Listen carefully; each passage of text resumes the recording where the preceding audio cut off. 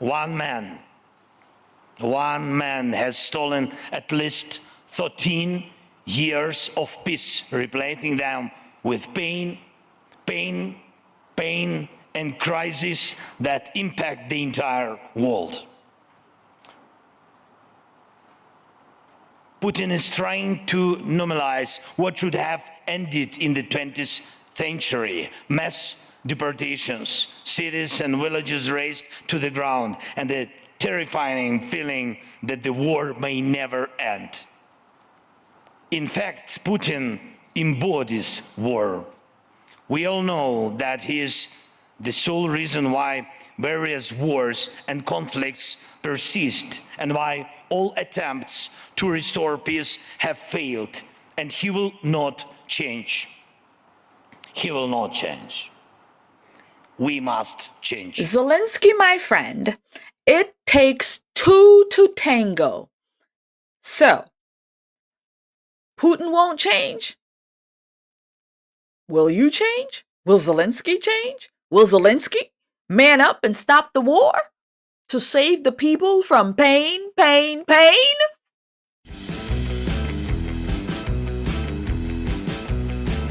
The day after Donald Trump took the Oval back, the World Economic Forum had their annual meeting. And obviously, President Trump was not there in the flesh. But he did make a video. He did attend via video. But earlier in that day, I think President Trump went on yesterday, but Volodymyr Zelensky was there, and he had a couple of things to say. And I found it very, very interesting that we know that Volodymyr Zelensky would come to our shores and walk the halls of Congress. There was even a day when Ukraine flags was raised up in our house, and it was such a terrible look. But yes, he is the darling of the Democrat. Every time he comes begging for money, they squeeze we, the American people, and they squeeze us and they squeeze us and they squeeze us for more money to feed their war. Well, in his speech, he saw the shift in the tides with Donald Trump coming in, and he decided to shift gears and maybe focus a little bit more on the EU, the European Union, to ask them to put in their fair share of 5% for the security of protecting their own, because the writing is on the wall and Zelensky is reading the tea leaves well, and he is seeing that Donald Trump ain't Joe Biden, and Donald Trump is no pushover. And so he's figuring out other ways to feed his war. Let's talk about it. Hello, friend. Welcome to The Conservative Poet with me, Amania, or welcome back.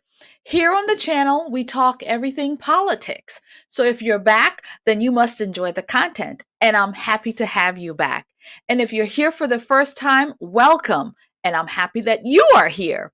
So, but both, do me a favor, hit that like, share, comment button, because it really helps me out with the YouTube algorithm. It tells YouTube that you enjoy the content. So participate in this democracy and like, share, comment, and subscribe. And I thank you very much. God bless you. In the sense of military, the European Union, these countries really does nothing for the United States of America. We fork essentially the bill to make sure that these countries are protected. And they do nothing for us in return. Not really, not militarily. So for us to pay so much to protect them, it makes no sense. It's never made any sense. And Donald Trump brings that to the forefront and say, you all aren't really helping we, the Americas. Why is it that we're paying so much to make sure that you're protected. And so I find it interesting that Zelensky is seeing that, okay, we need to make different moves because the US, with Donald Trump, I won't be able to go to the US and beg Nancy Pelosi for more money. Chucky Schumer isn't going to be my pally anymore and trying to get this money through because Donald Trump, the bull, is not going to let that happen. So he is figuring out other ways. He's asking for the European Union, for these countries to fork up 5%. And I find it interesting because this is what Donald Trump was saying during his campaigning, stating that these people need to fork in 5%. And Vladimir Zelensky stood there in front of the union and said to them, you all need to cough up 5% so we can be protected. I thought it was very, very interesting. So we're going to take a clipping of Vladimir Zelensky just laying out some of his thoughts and how he feels about this, what's happening, and how the EU need to really present themselves in a strong manner where they will be a force to reckon with, because right now they're essentially useless to, to the stage. They really bring nothing. They really have nothing to offer when it comes to this militarily. And they're also falling behind on AI and technology. And so he's saying we need to up our game if we want a seat at the table. And if we're going to be at the table, then we need to come in strong. So he's essentially saying that, we need to get our act together because guess what? With Donald Trump in office, we're not going to be able to continue to run to America for these things. We need to start developing our own thing. And I thought that was kind of a good thing to say.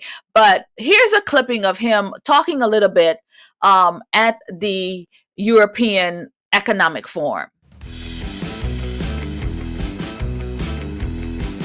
Friends, the fight isn't over. Yes, we have the White House, the Senate, and the House.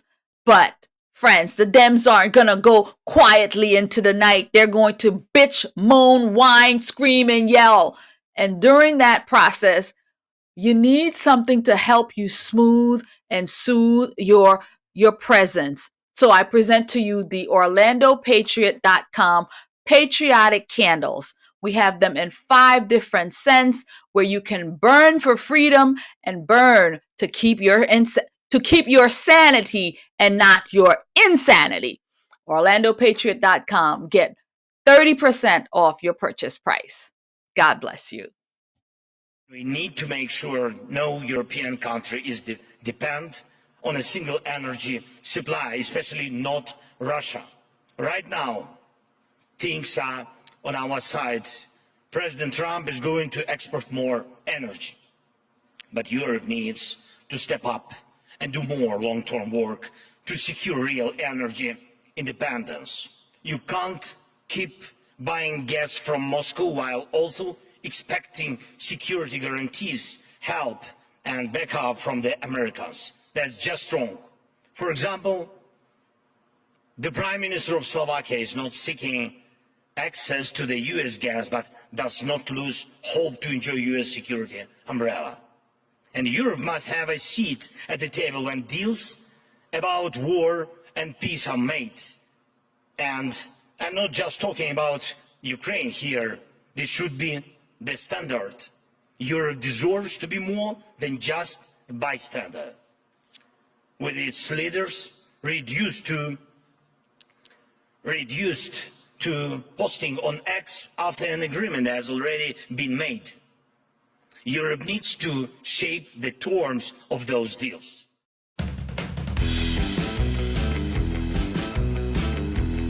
Isn't it interesting how Zelensky knows that being independent with your oil is a good thing?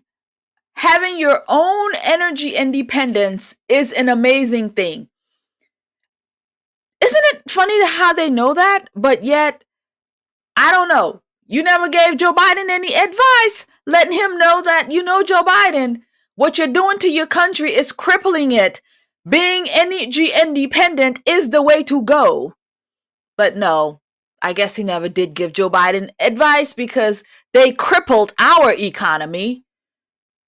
We were in debt and broken, with our energy, begging people in the Saudis, begging other countries when we could do it right here. Oh no, but because of the climate change, we couldn't do that. But you see how Volodymyr Zelensky is telling them, we can't be begging Russia for energy. We have to have our own independence. But isn't it funny? They want America to be dependent on them for energy. And for a while there, Joe Biden did that. But like I say, friends, we got a new sheriff in town who knows that being energy independent is the way to go. This way, we're not paying $10 for a carton of eggs. Okay? We're not paying all this money for a piece of bacon. Right? We're able to buy a house, buy a car without crippling ourselves. Friends, that is what being energy independent is all about. Relying on our own resources to fuel, everything that we need energy for. And not relying on foreign countries. Even Volodymyr Zelensky knows that one. The beggar. Even he knows that.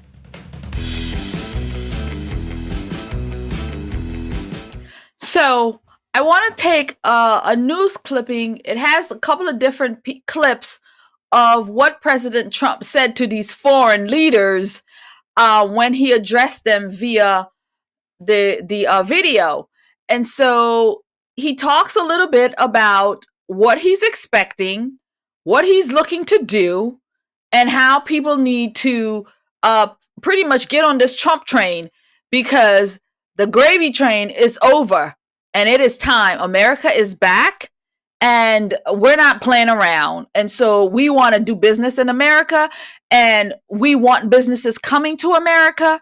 And if you want to sell us your products, you want to send your products to the American market, then you're going to do business with us or you're going to be tariffed for it.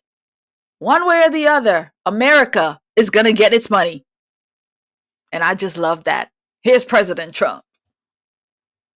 Welcome to the News Hour. President Trump made his first major foray of the second administration on the world stage today, delivering a virtual speech and taking questions from business leaders at the World Economic Forum in Davos, Switzerland. The president hit many of the same themes as in his inauguration address on Monday. Before an audience comprised of world leaders and top business people, he railed against the European Union, again threatened to levy major tariffs on adversaries and allies alike, ruminated on global energy markets, and spoke of his hopes to end the war in Ukraine, which will enter its fourth year next month. Lisa Desjardins starts our coverage. The President of the United States. At the Davos World Economic Forum, President Trump's virtual reintroduction on the world stage. Come make your product in America, and we will give you among the lowest taxes of any nation on earth. The president had clear instructions for other world leaders. If you don't make your product in America, which is your prerogative, then very simply you will have to pay a tariff, differing amounts, but a tariff. And a list of demands. Saudi Arabia will be investing at least $600 billion in America, but I'll be asking the Crown Prince, who's a fantastic guy, to round it out to around $1 trillion. More money, lower prices. And I'm also going to ask Saudi Arabia and OPEC to bring down the cost of oil. And a higher spending bar for NATO countries. I'm also going to ask all NATO nations to increase defense spending to 5% of GDP, which is what it should have been years ago. That short clip of President Trump putting the demands on the table, calling them out and telling them that, yeah, you want to do business in America, there's going to be some different changes. You want to send your products to America? Well, there's going to be some different changes. And he's flat out asking and saying to these foreign countries, yeah, you want to do business? We're open for business, but it ain't going to be easy. You're going to have to pay your fair share. You're going to have to pay us to send your products. It's not going to be that easy. Can you imagine? Has Joe Biden ever, negotiated with other countries on our behalf to better our country? Never. They never did. All they've ever done was give away. And the giving away is over. Donald Trump is in office. He is going to put America first, and he's going to make these other countries respect us. Because guess what? They want to do business in America. And guess what? We have a big, strong military. So we are the bully on the playground at this point, and we're going to take what's ours because you all have been taking from us forever. And it is time for you to pay up, or at least put something in the pot to play in America. And Volodymyr Zelensky, that is all on you, because he is seeing the writing on the wall, and he is making waves to find other ways to fuel his war. And I just say it, if you can't win this thing, why don't you just give up and end it? You're out of money because you're down here every other couple of months asking us for money. Why don't you just end the war and call it a day and be done with it so we can move on? I'm just saying. Well, friends, we've come to the end of this conversation about what's going on across the pond, and how are they receiving us? And I think they are receiving us well. They're seeing that we are back on the world stage. This is not a sleepy Joe Biden administration. This is an America First administration. That means we are fighting, and we are fighting for change, and respecting our country is at the top. And you're not going to pulley us around. You're not going to push us around. You're not going to continue to steal from us. You're not going to continue to take advantage of our kindness. No. We're over being the nice guy when it comes to being a charity ball for every country to have their hands out begging for more. I mean, we're in debt. We're $36 trillion in debt. But yet we're feeding your war, we're feeding your people, we're taking care of you, and we're taking care of you. No, it's time for us to take care of ourselves by putting our country first, putting our people first. No, those days are over. And we are going to be energy independent once again. We are going to drill, baby, drill. And then you'll be able to have bacon, sausage, along with your eggs and a piece of toast and some coffee. A real American breakfast. I'm going to leave it there. Thank you so much for taking the time. Really do appreciate it. God bless you and keep you. I will see you in another video. Make sure you like, share, comment, please. And I would appreciate it if you like it here to subscribe. And I would also say, when you comment, when you interact with the video, it let the YouTube algorithm know that you like this. So please help me out and interact with it. Even if it's a thumbs down, it still helps the algorithm because, again, you're interacting with it. So thank you very much. And I will see you in another video.